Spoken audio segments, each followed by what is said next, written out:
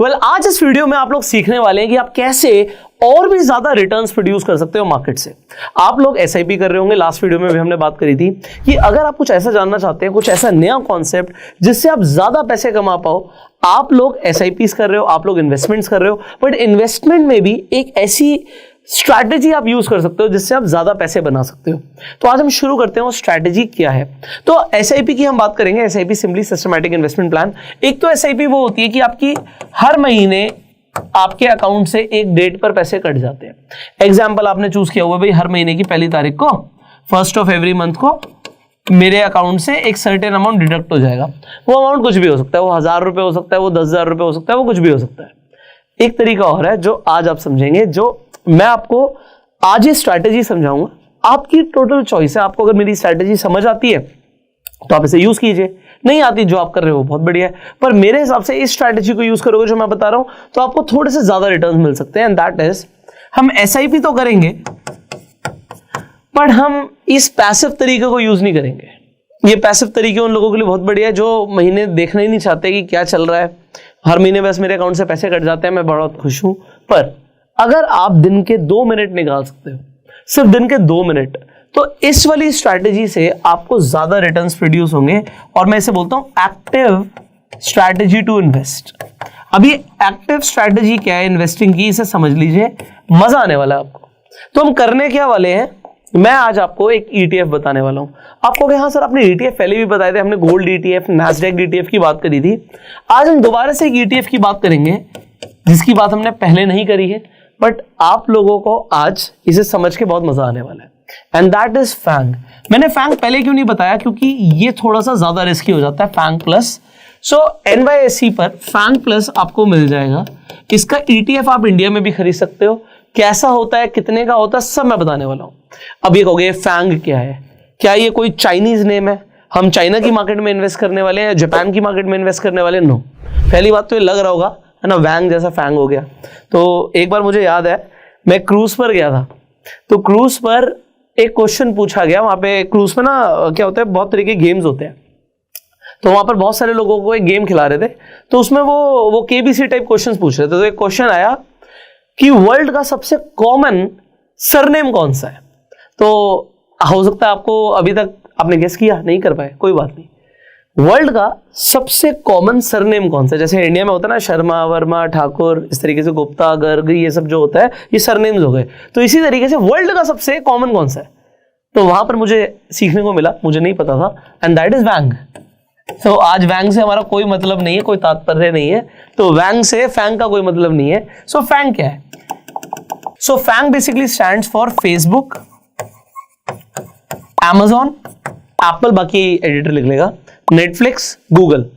सो Facebook, Apple, Amazon, Netflix, Google, और जो plus लगा है, ये प्लस सिंपल प्लस नहीं है, इसमें भी 5 कंपनी आती हैं। तो 5 एक्टिवली ट्रेडेड कंपनीज और आ जाती हैं, जैसे कि Nvidia, Tesla, Twitter, Alibaba and Baidu.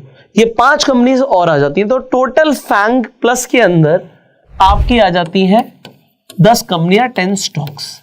अब आप कहोगे यार ये सारी कंपनीज तो हमने सुना था ये तो नैस्डैक में भी है। हाँ जी, आपने बिल्कुल सही सुना, नैस्डैक के अंदर भी ये कंपनीज आती हैं।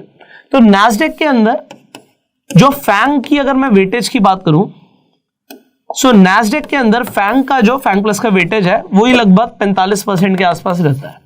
सो 45% अप्रोक्सीमेटली वेटेज नैस्डैक के अंदर फैंग की है। पर अब इसकी रिटर्न्स को एक बार कंपेयर करो, बड़े ध्यान से देखना जो मैं आपको दिखाने वाला हूं, ठीक है। सो फैंग के बारे में आपने सुना, नैस्डैक के बारे में हम पहले बात कर चुके हैं।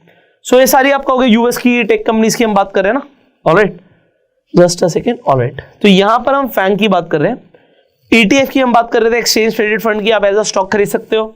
अभी जिस दिन मैं ये वीडियो बना रहा हूं उस दिन लगभग 60 रुपए के आसपास का ईटीएफ है, 59.22। ओके, सो ये जो ईटीएफ है इसने 1 साल के अंदर 62.74% की रिटर्न्स दी है।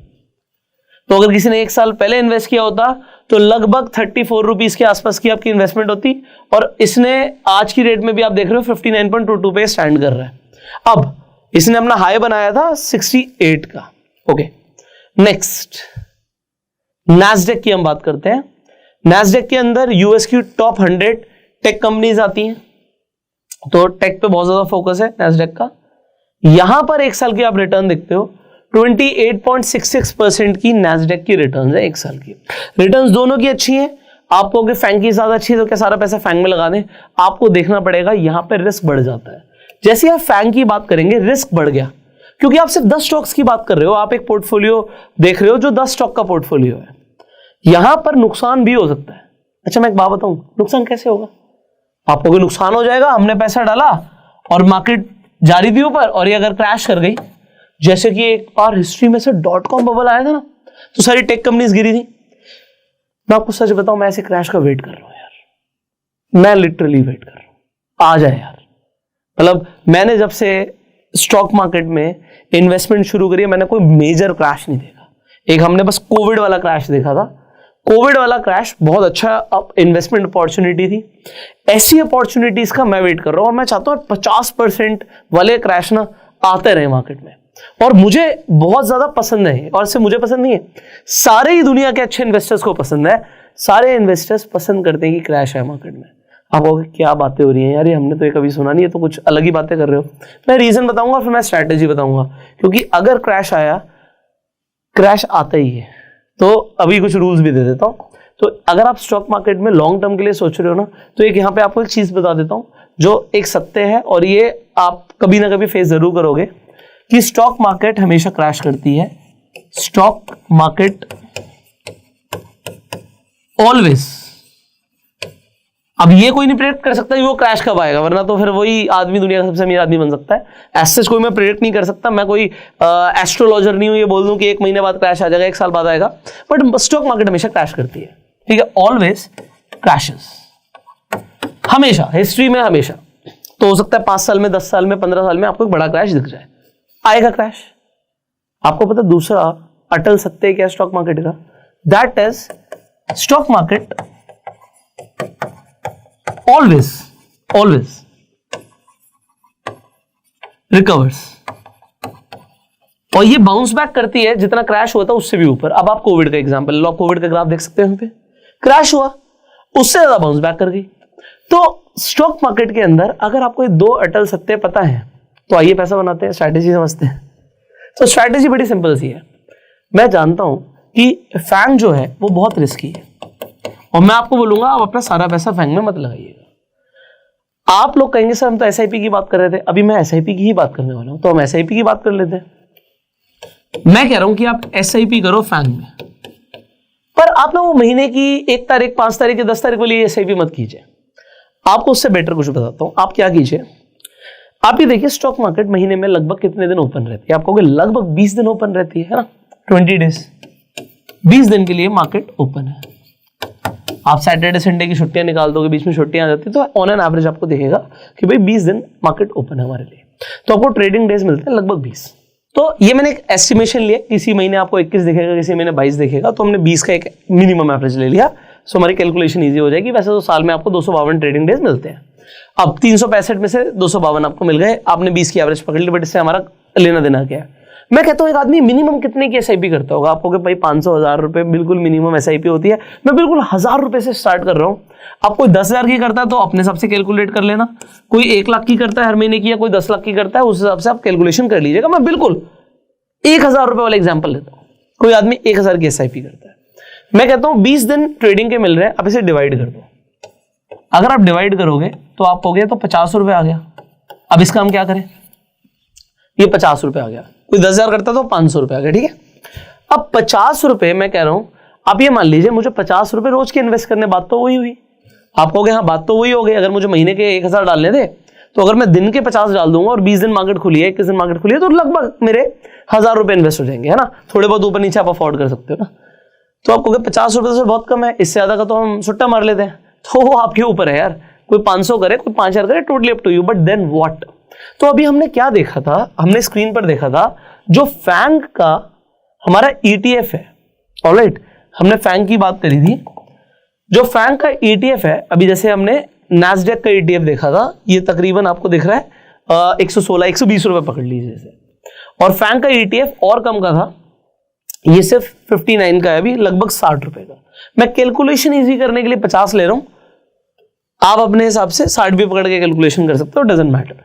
तो मैं आपको क्या बताना चाहता हूं, आपको इसका मतलब ये हो गया कि मैं रोज एक ETF खरीद लूं। आप रोज मत खरीदिए, मैं आपको एक स्ट्रैटेजी दे रहा हूं खरीदने की, आप उसके हिसाब से खरीदिएगा। तो एक स्ट्रैटेजी हमने इससे पहले वीडियो में दी थी, वो स्ट्रैटेजी अलग है, वो आई बटन पे लिंक है, वो जाके आप जरूर देखिएगा। उस स्ट्रैटेजी को भी यहां पर फॉलो किया जा सकता है, बट उस स्ट्रैटेजी को मैं यहां पर एक्सप्लेन नहीं कर रहा हूं, यहां पर मैं आपको एक नई स्ट्रैटेजी दे रहा हूं, नई वीडियो है ना, आप लोगों को कुछ नया समझना है। तो 50 रुपीज आप कहोगे मैं मिनिमम इन्वेस्ट कर रहा हूं, कोई 500 कर रहा है, कोई 5000 कर रहा है। अब 50 रुपए में लगभग 50-60 रुपए में आपको एक ETF आ जाएगा, बट आपको ये रोज नहीं खरीदना। आपको कब खरीदना है?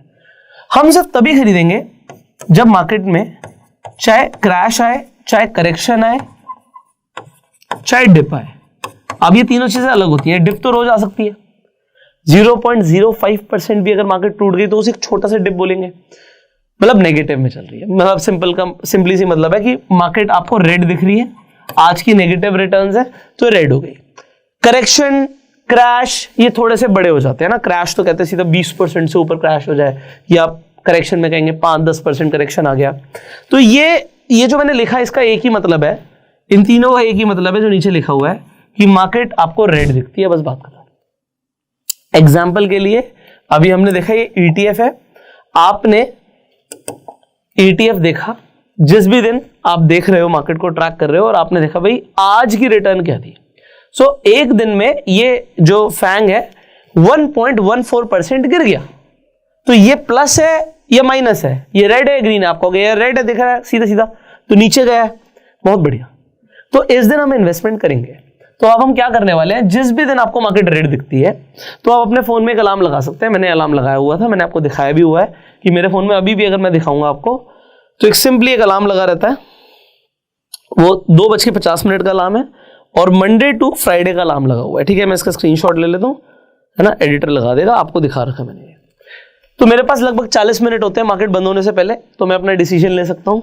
अगर मुझे कोई बड़ी इन्वेस्टमेंट भी करनी है तो मैं अपने आराम से फंड्स ऐड कर सकता हूँ नेट बैंकिंग के थ्रू। मेरे पास एनफ टाइम है 40 मिनट, तो मैंने 40 मिनट लिया हुआ है। आप 2 बजे का लगा लीजिए, 1 बजे का लगा लीजिए, totally up to you, but एक टाइम रखिएगा। तो यहां पर अगर मार्केट रेड दिखती है तो आप 50 रुपए इन्वेस्ट कर देंगे, खत्म। अब आप कहेंगे सर चलो हमने इन्वेस्ट कर दिया, हमने पहले दिन डे 1 पर हमें मार्केट रेड दिखी और हमने यहां पर पैसा इन्वेस्ट किया। अगर डे 2 की बात करें और डे 2 पर मार्केट ऊपर चली गई तो क्या, तो हम इन्वेस्टमेंट नहीं करेंगे। डे 3 पर फिर मार्केट ऊपर चली गई, हम इन्वेस्टमेंट नहीं करेंगे। पर अगर डे 4 पर मार्केट गिरी तो इस दिन तो मुझे इन्वेस्ट करना था, बट भाई 50 रुपए इस दिन के बच गए मेरे पास, 50 रुपए इस दिन के बच गए, तो मैं 50 रुपए नहीं इन्वेस्ट करूंगा, मैं 150 रुपए इन्वेस्ट कर दूंगा एक साथ। अच्छा, इस स्ट्रैटेजी से बेटर स्ट्रैटेजी है जो मैंने आपको पहले दी थी नैस्डैक वाले ETF के लिए, क्योंकि उसमें हम क्या करते हैं परसेंटेज के हिसाब से इन्वेस्टमेंट करते हैं। वो मेरी एक अलग स्ट्रैटेजी है, तो मेरे लिए वो ज्यादा बेटर है, बट ये उन लोगों के लिए बेटर है जिनको एक एग्जैक्ट फिक्स्ड अमाउंट इन्वेस्ट करना है मार्केट में। ठीक है, तो जो कहते हैं भाई मैं 10,000 ही करना चाहता हूँ हर महीने मार्केट में, बट अगर कोई कैप नहीं है ना आपके ऊपर की 10,000 की 20,000 हो जाए, यार मार्केट ज्यादा गिर रही है तो मैं ज्यादा पैसा लगा दूंगा, तो फिर आप वाली वीडियो देखिएगा, वो ज्यादा बेटर है। अब इस स्ट्रैटेजी के अकॉर्डिंग होने क्या वाला है, देखो मार्केट कभी भी गिरती है तो ऐसे नहीं गिरती, मार्केट ऐसे गिरेगी, है ना, ऊपर जाएगी नीचे आएगी।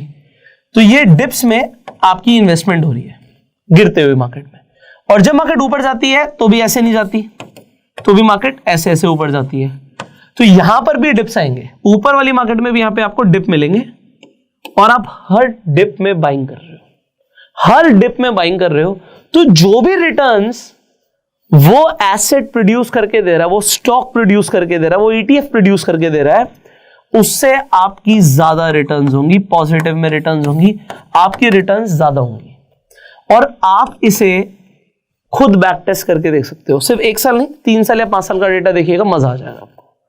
तो अगर मार्केट गिर भी रही होगी तो आपके पोर्टफोलियो पे ज्यादा फर्क नहीं पड़ेगा, क्योंकि यहां पर क्या होता है, when we apply this strategy, strategy को बोलते हैं simply buying on dip strategy.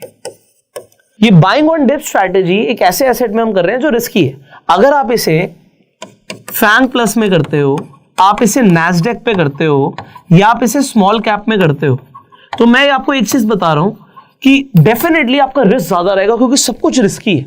अब ये तीनों क्योंकि बहुत ज्यादा रिस्की हैं और इसी तरीके से आप कोई भी और अदर रिस्की एसेट क्लास में पैसे लगा सकते थे, पर इसमें रिस्क ज्यादा है मतलब इसमें करेक्शन या डिप आने का चांसेस बहुत ज्यादा होते हैं, इसमें वॉलेटिलिटी भी ज्यादा होती है, पर इसके अंदर मूव्स भी बड़े होते हैं।